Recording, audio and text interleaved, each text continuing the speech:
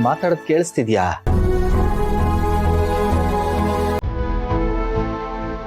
ಅಮ್ಮ ನಿನಗೇನು ನಿನ್ನ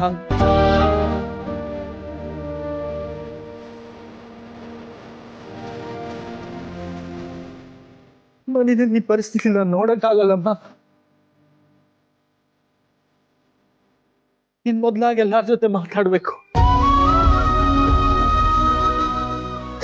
ನಿನ್ನ ಜೊತೆ ಇಲ್ಲ ಅಂದ್ರೆ ನಾನು ಸೋತೋಗ್ತೀನಮ್ಮ. ನಾನು ಸೋತೋಗ್ತೀನಿ. ನಿನ್ ಮೊದ್ಲ ತರ ಆಗ್ಬಿಡಮ್ಮ. ನಿನ್ ಮೊದ್ಲ ತರ ಆಗ್ಬಿಡು.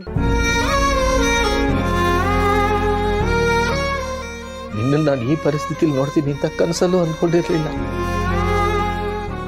ಜೀವನ ಅಂದ್ರೆ ಏನು, ಹೇಗ್ ಬದುಕಬೇಕು ಅಂತ ಹೇಳ್ಕೊಟ್ಟು ನನ್ನ ಬದುಕನ್ನು ಕಟ್ಕೊಟ್ಟವಳು ನೀನು. ಆದ್ರೆ ಇವತ್ತು ನನಗೂ ನಿಮಗೂ ಸಂಬಂಧ ಇಲ್ಲ ಅನ್ನೋ ತರ ಮಲಗಿದ್ಯಾ. ಇಷ್ಟು ವಯಸ್ಸಾದ್ರೂ ನೀನೆಷ್ಟು ಗಟ್ಟಿಯಾಗಿದ್ದೆ. ಅದೇನ್ ಜೀವನೋತ್ಸಾಹ. ನಿನ್ನ ವಯಸ್ಸಿನ ತನಕ ನಾವು ಬದುಕ್ತೀವೋ ಬದುಕಿರಲ್ವೋ ಗೊತ್ತಿಲ್ಲ.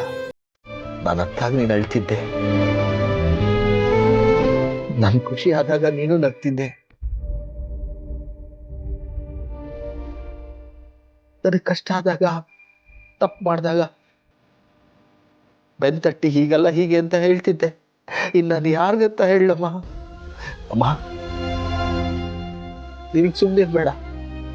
ನಿನ್ ಮೊದಲಾಗ ಆಗ್ಬೇಕು. ನಿನ್ ಮೊದಲು ನಂಗೆ ಮಾತಾಡ್ಬೇಕು.